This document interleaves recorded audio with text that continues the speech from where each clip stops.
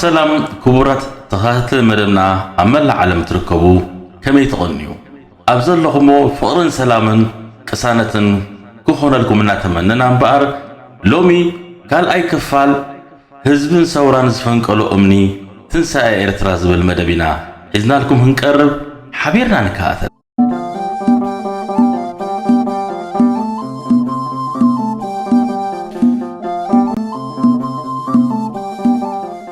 ህዝብን ሰውራን ዝፈንቀሎ እምኒ ትንሳኤ ኤርትራ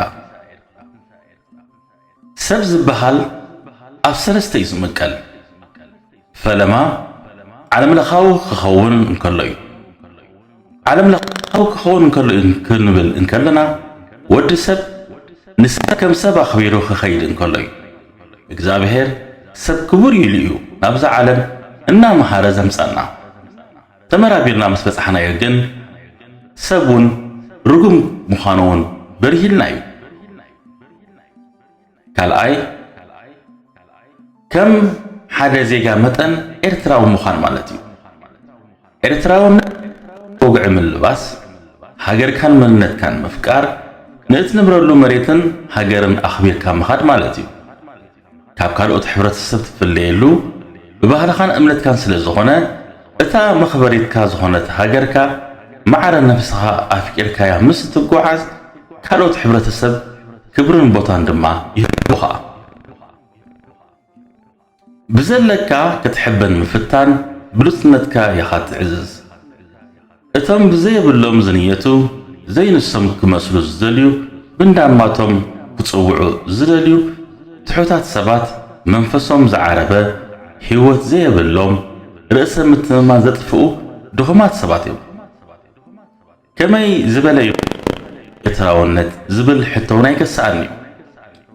ብዘይ ምትሕቑቓፍ፣ ብዘይ ምትሕልላይ፣ ብዘይ ምክብባር፣ ብዘይ ምንኣድ፣ ብዘይ ሓልዮት፣ ብዘይ ብፃይነት፣ ብዘይ ማዕርነት፣ ብዘይ ሓድነት፣ ብዘይ ቅንዕና፣ ብዘይ ልዝብ፣ ብዘይ ፍቕሪ እሞ ታሪኽካ ከይዓቀፍካ፣ ታሪኽካ ከይሰነድካ፣ ልኡላውነትካ ከየውሓስካ፣ ክብርታትካ ከይሓለኻ፣ መንነትካን ባህልኻን ሕብረተሰብካን ከየኽበርካ ዝፍጠር ኤርትራውነት ከም ሓደ ኣብ ጥርሑ ዘሎ ማይ ዘይብሉ ባስካ ምሕምባስ ማለት እዩ። ኣብዚ እዋን ዝኸይድ ዘሎ ክልተ ዓይነት ኤርትራውነት ንዕዘብ ኣለና። እቲ ሓደ ብጽንዓትን ሓቦን ተመሊኡ ንዝመጽእ ኩሉ መኪቱ ንልምዓትን ምዕባለን ነመጻኢ ውሑስ ባይታ ኣጣጢሑ ዝግስግስ ኤርትራውነት።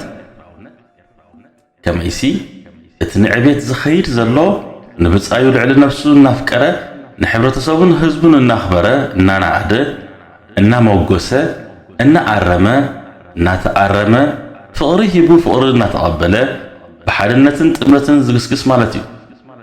እቲ ሓደ ግን ቀዳማይ ንኽትከውን ካልኣይ እናፈጠርካ ትጓዓዘሉ መድረኽ እዩ። ነፍስኻ ክትዕቢ ግድን ነቲ ሓደ ክትጸልም ኣለካ።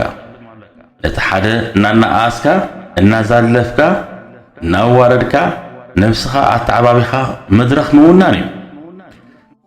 ስለዚ እቲ ተግዩ ዝሰርሕ ሕማቕን ጽቡቕን ተዓዚቡ ዝጓዓዝ ኤርትራዊ ምሕረትን ሞትን ኣብ ልሳን ምዃነን ተገንዚቡ ክብርታቱ ዓቂቡ ልሳኑ ኣሪሙ ልክዕ ከምቲ ዕረን ሓሞትን እናስተየዎ መዓር ዝተፍኣፉ ህዝብና ከምኡ እዩ። እሩም ከም ክርስቶስ ፍርሃት እግዚአብሔር ዘለዎ ህዝቢ እዩ ህዝበይ። ስለ ዝኾነ ከዓ ከምቲ ብምሕረቱ ዝባረኸና ክርስቶስ ኦ እግዚአብሔር ኣቦይ ዝገብሮ ይፈልጡን እዮም እሞ ይቕረ ግበረሎም ዝበለ እዚ ህዝቢ እዚ ዕረ እናሰተየ ደም እናተፍአ እናተገርፈ እናሞተ እዩ ይቕረ እናገበረ ናጽነቱ ዝጨበጠ። እቲ ሳልሳይ መወከሲ ናይ ሓደ ሰብ እንብሎ ከም ኣማነ መጠን ሰማያዊ ልቢ ክህልወካ ኣለዎ። እዚ ማለት ንስኻ ክርስቲያን ኩን ኣስላም ፍርሃት እግዚአብሔር ኣብ ነፍስኻን ኣብ ውሽጥኻን ክሓድር ኣለዎ። ፍርሃት እግዚአብሔር ዘለዎ ሰብ ቅድሚ ፈጣሪኡ ከም ሓደ ሙሉእ ሰብ ይዘቁፅሮ በእንስሳ በአግራብ በዓብዩ በወዲ ሰብ ጭናቕ ሰብ ዘበለ ርህሩህ ለዋህ ምዕዙዝ ሕያዋይ ልኡም ዝረራዳእን ህዱኡን ማለት እዩ ስለዚ እዚ እቲ ሰለስተ ዓይነት ንሰብ ወዲ ሰብ ክገልጽዎ ዝኽእሉ ወይ ሰብ ከብሎ ዝኽእል ነዝም ዘማሊ እዩ ኣብዛ ምድሪ ንብላ ዘለና ከም ሕብረተሰብ ኤርትራ ወይ ኤርትራውያን ኮይና ክንነብር እንከልና ሰብ ከብሎ ዝኽእል ኣብ ሕብረተሰብና እዚ እዩ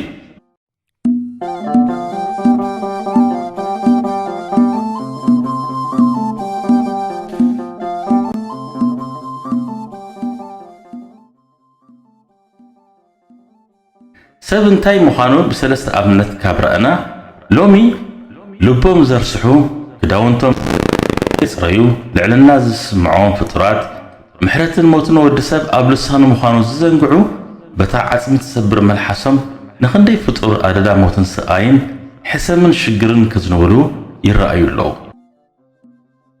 እዞም ዓይነት ሰባት ኣሪሕቖም ዘይሓስቡ ንዝተገብርበሎም ዝርስዑ ንፈጣሪኦም ክመዓቱ ዝውዕሉ ኣብዛ ምድሪ ተኻሪቲ ምዃኖም ጠፊኡዎም ነዚ ሓጻር ዕምሪ ነብሶም ኣቋሽሾም ታሪኾም ዘርስሑ ውልቃውነት ዝተመረዙ ኩሉ ናቶም ክገብሩ ዝጽዕሩ ወነንቲ ክኾኑ ዝብህጉ ሁሩፋት ናይዛ ዓለም እዮም ፈጣሪ ኣብታ ናይ ዘለዓለም ቤቶም ረኺቡ ብግብሮም እኳ ከሰሃሎም እንተኾነ እቲ ዘሕዝን ግን ንወለዶታት ንደቆምን ስድሮኦም ዘይርሳዕ በሰላ ታሪኽ ገዲፎም ይኸዱ ምህላዎም መንንገሮም ንነብሶምን ሃገሮምን ይሕሊፎም መሃቦምን ክሳብ መወዳእታ ዓለም እናተጣዓሱ ዝነብሩሉ ባብ ገሃነመ እሳት እዮም ብገዛ ኢዶም ከፊቶም እዞም ሰባት ቀንዲ መውዓሊኦም ኣመንቲ ክመስሉ ቤት መቕደስ ትረኽቦም ብጥል ኢሎም ቤተ ክርስቲያን ከራኸሱን ከናቆቱ ትረኽቦም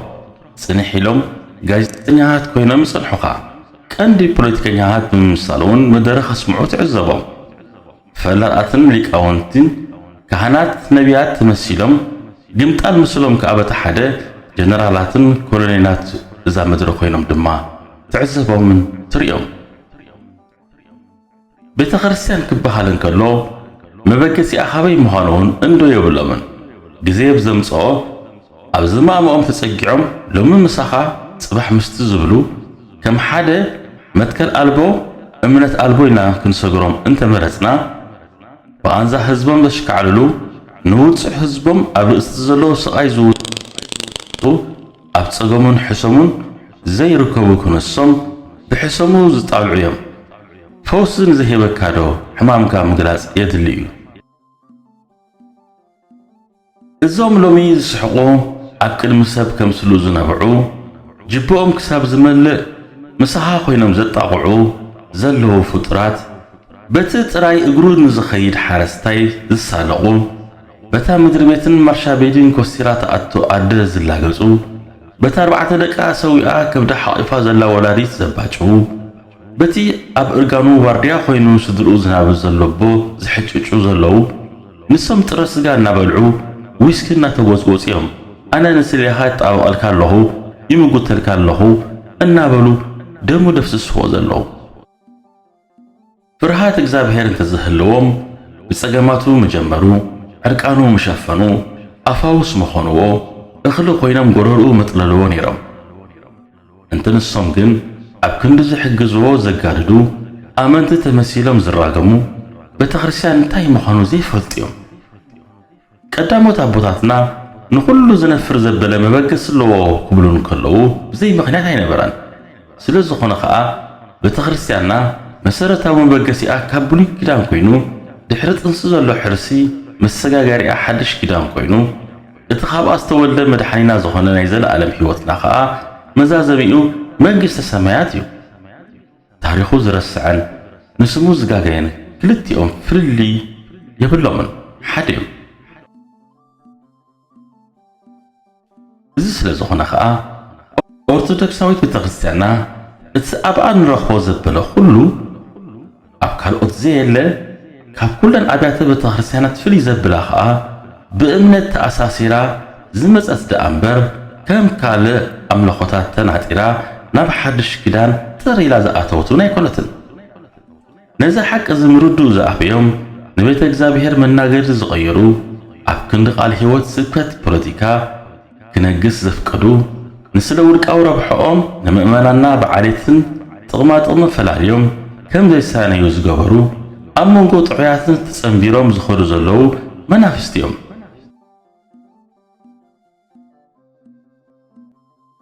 እዚ ሽርሕ እዚ ካብ ነዊሕ ሓትሒዙ ብውሽጢ ክስርሓሉ ዝጸንሐ ኮይኑ እቶም ተቃወመርቲ ፖለቲከኛታት ከም ናይ መወዳእታ መጻወቲት ካርዶም ንበይና ፈልዮም ሒዞም ዝጸንሑ ካርድ እንተነበረት ንህዝቢ ኤርትራ መታን ክበታትኑ እታ እንኮ ተስፎኦም ተነቢሩላ ዝጸንሐት ኣብዛ ካርድ እዚኣ እዩ ኩሉ ምስጢራታ ድማ ተኸዊሉ ዝርከብ።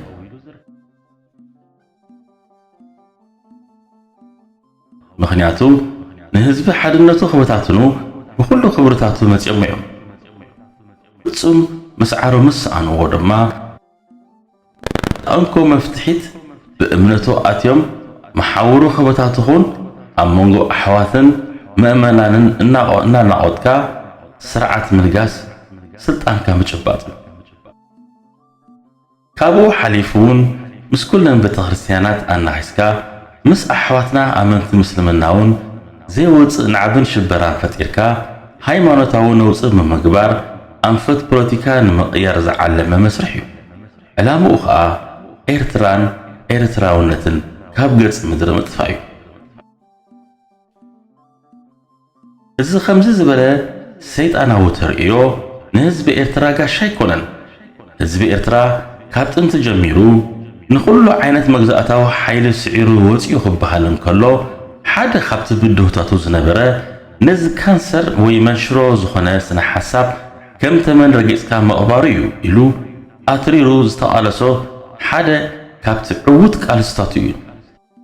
እዚ እኩይ ሓሳብ እዚ ተሃንዲሱ ተማሂዙ ዝወፀሉ ዝነበረ ዓመተ ምህረት ኣብ 50ታት ነይሩ። ቀዳሞት ኣቦታትና ሽዑ ኣብ ወንጌልሲ እግዚአብሔር ንሰይጣን ሰይጣን ከም ዘውፅዩ ነጊሩና ነይሩ እንተ ሕጂ ግን ብግምጥልሽ ኸውናል ሰይጣን ዶ ንሰይጣን የውፅዩ ይበሉ። ምክንያት መበሊኦም ድማ እንግሊዝ ንጥልያን አውፅኡ ኣነ ይሕሸኩም ኣነ ከናበረኩም ኢሉ ምስ መጸ ዝበልዎ ቃል እዩ።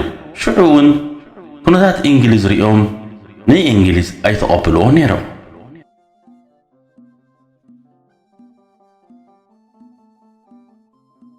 ንግስነት ብሪጣንያውን ኣይወዓሉ ኣይሓደሩ እቲ ዝፈርሐናዮ ስርሖም ጀመሩ። ንዓቢ ኣብ እምነታት ፈጢርካ ንህዝቢ ኤርትራ ሓድነቱ ንምብታን ናይ መወዳእታ ሕልሞም ነበረ። ስለምንታዩ ዘዝመፀ ገዛኢ ንህዝቢ ኤርትራ ብትር ዝኾንኖ ዝብል ኣይሰኣንን ይኸውን። እቲ ጽኑዕ ህዝቢ ንመግዛእቲ ዘይቀበል ተሪርን ሓቀኛ ህዝቢ ጻዕራምን ህርኩት ዘይናቱ ዘይብህግ ፍቕርን ሰላምን ዘምሕረሉ ህዝበይ ቅንዕንኡን ለውሃቱን ሓድነቱን ውህደቱን ብገዛእቲ ኤርትራ ይፍቶ ይነበረን። ጥልያን ብእንግሊዝ ተዳሂኹ ክወፅን እንከሎ እፎይታ ህዝቢ ኤርትራ እኳ እንተነበረ ተመሊሱ ንመሬት ኤርትራ ግን ይረግጻ እዩ ዝብል እምነት ኣይነበሮን። ኮይኑ ግን ከም ኣገልጋልን ኣማኻሪ እንግሊዝ ኮይኑ ቀጸለ። እቲ ንእንግሊዝ ዘመሓላለፎ ጸብጻብ ብዛዕባ ኤርትራ እዚኦም ነቓጻት እዮም ሓያላት ህዝቢዮም በይንኻውን ስለ ዘይትኽእሎም ኣነ ጠባዮምን መጋብሮምን ስለ ዝፈልጦ ክሕግዘካ ኣፍቀደለይ ብምባል ንኤርትራዊ ክሳሃለዎ ድማ ነቐሉ። ኣብቲ ጸቕጢ ሓቢሮም ክደቑሱና ወሰኑ። ጸላእትና ድማ ኢጣልያን ብሪጣንያን ባይቶ ሕቡራት ሃገራትን ማሕበር አንድነትን ነበሩ። ንድሕሪት ተመሊስና ታሪኽ እንተንውከስ ብዙሕ መረዳእታ ኣለና። ህዝቢ እምቢ ንባርነት ናጽነት ኢና ንደሊ ብምባል ኣብ 50ታት ብትሪ ክቃለስን እንከሎ ብብዙሕ ዓይነት መዳያት እዩ ከም ሕሱም እናተፈተነ ዝመጸ። ኣዘንታዊ ይኹን ሰናዲ ታሪኽ ይበሃሉን ጽሒፉን ኣዘንትዩ ዘይውድኦ ክንዲ ውቅያኖስ ዝኾነ ታሪኽ እዩ ዘለዎ ህዝቢ ኤርትራ። ልክ እዚ ሕጂ ንነብሮ ዘለና ህይወት ዓይነት ብዝመስል እቲ ንዓብን ጸቕጥን ምዕራባውያን ይኹን ኣሜሪካ ጎረቤትና ኢትዮጵያ ብዝገብሮ ዝነበሩ ውዲት ሕብሩን መድረኹን ደኣ ይፈላለ እምበር ታሪኻውያን ጸላእትና እዮም ዝንብሎም ትማልን ሎምን ናጽነትና ዘይደልዩን ኤርትራን ኤርትራውነትን ዘይደልዩ ብምንባሮም እቲ ጽልኢ ኣቦቱ ኣሎ ኩሎም ውዲታት ምስ ፈሸሎም ድማ ባይቶ ሕብረት ሃገራት እምበኣር ድሌት ህዝቢ ኤርትራ ንመርምሮ ብዝብል ብ9 ሕዳር 1950 ብወከልቲ 5 ሃገራት ዝቆመት ሽማግለ ንጉዳይ ህዝቢ ኤርትራ ትምርምር ኣስመራ ኣተወት እቲ ጸወታ ኣብ 50ታት እዩ ብኸምዚ ኢሉ ጀሚሩ ህዝቢ ኤርትራ ሃገራይ ባንዴራይ ናጽነተይ ዝብል ኣብ ሓደ ስለ ዝሰመረን ጥምረቱን ሓድነቱን ብፍቕሪ ስለ ዘርአየ ውዲት ዓመፅትን ከዳዓትን እናበርህሉ ስለ ዝኸደ እቶም ምስ ማሕበር አንድነት ከይተረፉ ዝነበሩ ኤርትራውያን ረብሖኦም ጠንጢኖም ሞት ንሞቱ ብኽብረትና ምስ ህዝብናን ሃገርናን ብምባል ስለ ተጸንበሩ ሓድነት ህዝቢ ኤርትራ መሊሱ ደሚቑ ወፀ እታ ሽማግለ ኣብ ዝመጸትሉ እዋን ሓይሊ ቁጽሪ ናጽነት ንዝደሊ ህዝቢ ኤርትራ ፍጹም ዝብድሆውን ኣይነበረን እዚ ማሕበር ሕብረትን መንግስቲ ኢትዮጵያን ከዳዓትን ስለ ዘረዓዶም ብርዓድን ሽበራን ከፍርሶ ድማ ነዝብ ማሕበር ዝተልዓሉ አቡነ ማርቆስን ቤተ ክህነት ተዋህዶ ከኣ ደገፍዎ ኢትዮጵያ ዘይበለ ክኹነን ምዃኑ ኣፍለጡ ንክርስቲያን ደገፍቲ ናጽነት ኤርትራውያን ፍትሓት ጥምቀት ቆልዑን ቁርባንን ስግዳንን ብምኽልካል ንህዝቢ ኣፈራርሑ ኣመንቲ ክርስትና ንሓድ ሕዶም ከም ዝፈላለዩን ከም ዝተሓሳሰቡ ብምግባር ሰይጣናዊ ኣምልኾ ኣብ ልዕሊኦም ብዘይፍታዎም ከንጉሱን ንሕዋቶም ይሕሊፎም ክህቡ ሕራይ ዝበለ ብንዋይ እምቢ ዝበለ ብከውታ ለይቲ ጎቢጦም ሃለዋቱ ከም ዘጥፍእዎ ድማ ብምግባር ብስውር ተተሓዞ እዚ ከይኣክል ሸፋቱን ግብረ ሽበራውያን መራሕትን ናጽነት ኤርትራ ሃድንዎም ቀተልዎም ንብረቶምን ኣብረሱሎም ብ4 ለካቲት 1950 ኣብ ልዕሊ ህይወት ወልደ ኣብ ወልደ ማርያም ራብዓይ ናይ ቀትለት ፈተና ኸኣ ገበሩ ኣብ ልዕሊ ካልኦት ብጾቱን ተመሳሳሊ ስጉምትታት ወሰዱ እቲ ዝኸፍአ ግፍዒ ማሕበር ሕብረት ግን እቲ ብዕለት 2 ለካቲት ወርሒ ኣብ 1950 ኣብ ኣስመራ ዝተፈጸመ ፍጹም ዘይርሳዕ በደል ነይሩ ኣብዚ ዕለት እዚ ሸፋቱ ማሕበር ሕብረት ንሓደ ኣባል ኣራቢጣ ቀተልዎ እዚ ከይኣክል እውን ማሕበር ሕብረት ብኣኻድምቶም ኢጣልያን ብሪጣንያንን ሕቡራት ሃገራት ተደጊፎም ዝያዳ ንዓቢ ዝለዓለሉን ህዝቢ ዝተፋነነሉን ዝበታተነሉ እኩይ ተግባር ሃንዲሶም ኣቀበልዎም በዚ መሰረት ከኣ እቶም ሸፋቱ ናብቲ ብሰላም ሬሳ ዘፋኑ ዝነበረ ቀባራይ ጉምባ ደርበይሉ በዚ ዝነደረ ህዝቢ ኣስላም ኣስመራ ካብ ገገዝኡ ሴፉን ብረቱን ሒዙ መጺኡ ኣንጻር ግብረ ሽበራውያን ሕብረት ውግእ ገጠመ እቲ ንዓቢ ክሳብ ዕለት 27 ለካቲት ወርሒ 1950 ማለት ን6 መዓልቲ ጸንሐ ቀስ እናበለ ሃይማኖታዊ መልክዕ ስለ ዝሓዘ ጸላእቲ ህዝቢ ኤርትራውን ድሌታቶም እዚ ብምንባሩ ኣዝዮም ተሓጎሱ ምልእቲ ኣስመራ ብውግእ ተሸበረት ካብ ክልቲኡ ወገን ከኣ ብዙሓት ንጹሃን ዜጋታት ሞቱን ቆሰሉን እሞቱ ውግእ ከመይ ኢሉ ዝሓለ ትብሉ ትኾኑ ኣቦታትና ዝተባረኹን ዝተቐደሱን ብምንባሮም ሸምገልትን ዓረቕትን ቃላቶም ባይታ ዘይነጥብን እሙናት ኣብ እምነቶም ዝጸንዑ ስለ ዝነበሩ ነቲ ናዕቢ ፈለማ ብፅዓት ህዝቢ ደው ኣበልዎ ጸገማቶም ኣጸቢቖም ስለ ኣለሌሞ ዝጸንሑ ኣብ ባህልን ሕብረተሰብን ኤርትራ ተራእዩ ዘይፈልጥ ጽዩፍ ተግባር እዩ ብምባል ኮነንዎ ግን ድማ ሓደ ዝተዋደደ ሓይሊ ንሓድነት ህዝቢ ክብትን ኣብ መንጎ ዝኣተዎ ምህላው ድማ ኣረጋጊጾም ኣስመሩሉ ብሓባር ኮይኖም ከኣ ኣብ መቓብር ኣስላምን ክርስቲያንን ኣኸሊል ዕምበባ ኣንበሩ ህዝቢ ኣስመራ ሕነ ንኸይፋደን ደም ንኸይታኸል ካብ ሓድሕዱ ካሕሳን ንኸይተሓታተት ተሰማምዑ ሙሉእ ዕርቂ ተኸሉ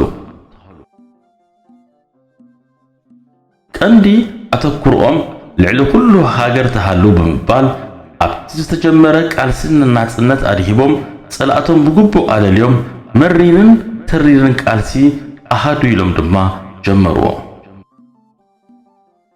ከምዚ ኢሉ ብማሕበር ሕብረትን መንግስቲ ኢትዮጵያን ዝተወልዐ ናይ ሓድሕድ ምቅታል ዓረፈ። እዚ ሓደ ካብቲ ብልሒ ህዝብን ዝያዳ ንምዕራባውያን ሻቕሎት ዝገደፈ ኣሰር ሓድነትና ነበረ። ኤርትራውያን ብኸምዚ ኣገባብ ካብቲ መጻወድያ ወፂኦም ንሓደ ገዚፍ ሓደጋ ከድሕኑ ምኽኣሎም ድማ ተገረሙ። ኣብ ብዙሓት ዘይማዕበላ ሃገራት እሞ ኸኣ ኣብ 1950 በዚ ዝጀመረ ናዕቢ ዓመታት ወሲዱ ክሳብ ሕጂ ደም ተተኺሉ ዘይዘሓለ ኩናት ኣሎ። ይትረፍ ዶ ሽዑኡ ኣብዚ ምዕቡል እዋን እውን ገና ካብቲ ድንቁርናት ዘይተናገፋ ሃገራት እውን በዚ ከምዚ ዝኣመሰለ ናዕቢ ተናዊፀን ንሪአን ኣለና። ብሪጣንያን ኢትዮጵያን ግን ኣብ ሓደ ነገር ተሰማሚዐን ዘስመራሉ ነጥቢ ነበረ። ኣስላምን ክርስቲያንን ኤርትራውያን ብሓደ ክነብሩ የብሎምን ዝብል ነበረ። ድማ ብሓደ መታን ከይሰምሩ ብኣውራጆኦም ክመቓቐሉን ክተፋነኑን ኣለዎም። ኣብ ሓድሕዶም ምንብላፅ ክንገብር ኣለና መታን ከይሰማምዑ ዝብል ነጥቢ ነበረ። ነቲ ሓደ ሽመት እናሃብካ ነቲ ሓደ እናደቆስካ ንዓቢ ከም ዝገብር ምፍጣር እዩ። ነዚ ኣብ ግብሪ ከውዕሉ ነታ ሽዑ ተመዚዛ ዝነበረት መማየት ኮሚሽን ካብ ባይቶ ሕቡራት ሃገራት እዞም ክልተ እምነታት ከፈላለዩ ኣለዎም ዝብል ተቐባልነት ንኽረክብ ስብከቶም ኣበርትዕዎ። ውሽጢ ድማ በዓሌትን ኣውራጃን ክመቓቐልዎ ጀመሩ። ነቲ በዓላቶም ሃንዲሶም ብመንገዲ ኸዳሚቶም ኢትዮጵያ ዝወልዕዎ ሓድሕድ ምቅታል ከዓ ኣብቲ ሽዑ እዋን ከም ጭቡጥ ኣብነት ኣቕሪቦም ከሰሱ። ክሶም ፋይል ሒዙ ድማ ተቐመጠ። ህዝብና ግን ዝያዳ ኩሉ ነቂሑን ተበራቢሩን ሓድነቱን ኣጽኒዑ ነበረ።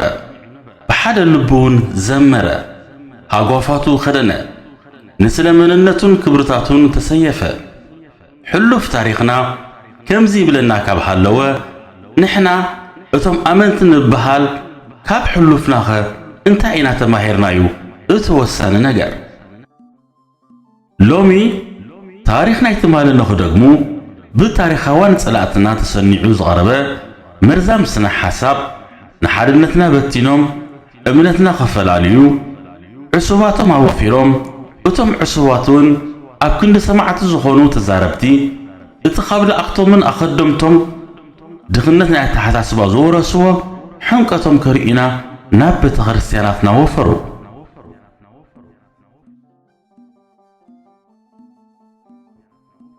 ንቤት መቕደስና ክነድድ ክበታተን ፍቓድ ዝተቐበሉን ዘፍቀዱ እምነትና ኣብ ፈተና ኸኣቱ ዝተፈታተኑና ንኽብሪ ሰይጣን ዘንገሱ ሎሚ ካብቲ ናይ ዓለም ለኻዊ ውግእ ፍልይ ብዝበለ እቶም ብፖለቲካ ዝኸሰሩ ኣብ ቤተ ክርስቲያናትና ብምእታው ካልእ ውግእ እዮም ዝኣወጁልና።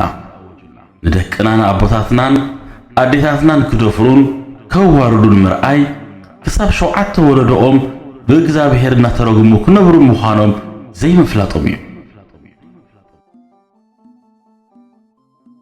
ተኸበርኩም ተኸታተልትና እምበኣር ካልኣይ ክፋል ኣብዚ ተወዲኡሎ ዝቕፅል ክፋልና ሳልሳይ ክፋል ስለምንታይ እግዚኣብሔር ኣብ እስራኤል ገበረ ቤቱ ብዝብል ብሓቂኸ ነቲ ካልእ ዓለም ተጸይንዎ ድዩ ወይስ ዘይፈትዎ እዩ ኮይኑ ዝብል ትንሣኤ ክርስቶስን ህዝቢ ኤርትራንከ እንታይ እዩ ዘመሃሰሎ ዝብል ናብቲ ቀንዲ ርእስትና ሒዝና ኣብ ሳልሳይ ክፋል ክንመጺና እሞ ሓቢርና ንከታተል። ክተት ከም መድረኻዊ ግድነት ንቓሕትና ነበርኽ እግዚአብሔር ኣምላኽ ካብ መዓቱ ሰዊሩ ህዝብናን ሃገርናን ይባርኽ። ኤርትራ ንዘለኣለሙ ዓለም ትንበር ወትሩ ንኹሉ ድልዋት ዘለኣለማዊ ዝኽርን ሰማዕታትና ዓወት ናሓፋሽ። ሰናይ ሰሎሞን ወዲ መምህረይ